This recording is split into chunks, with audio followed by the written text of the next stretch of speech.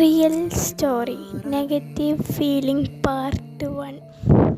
അപ്പോൾ ഇത് നടക്കുന്ന ദിവസം എൻ്റെ വീട്ടിൽ അമ്മയും അച്ഛനും ഇല്ല.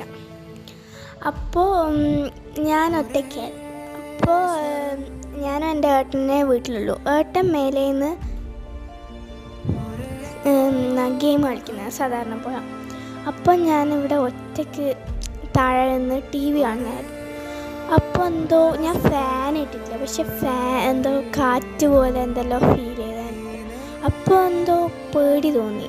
അപ്പോൾ ഞാൻ ഫാനെല്ലാം ഇട്ട് പിന്നെ കാറ്റടിച്ചിട്ട് ഇങ്ങനെ പേടിയാവണ്ടല്ലോ എന്ന് വിചാരിച്ച് ഫാൻ ഇട്ട്. പിന്നെ ടി വി ഇങ്ങനെ കണ്ടുകൊണ്ടിരിക്കുമ്പോൾ എന്തോ പോലെ ഫീൽ ചെയ്ത് എനിക്ക് എന്താ പറയുക, പ്രേതമല്ല, എന്തോ ഒരു നെഗറ്റീവ് ഫീലിംഗ്. അപ്പോൾ ഞാൻ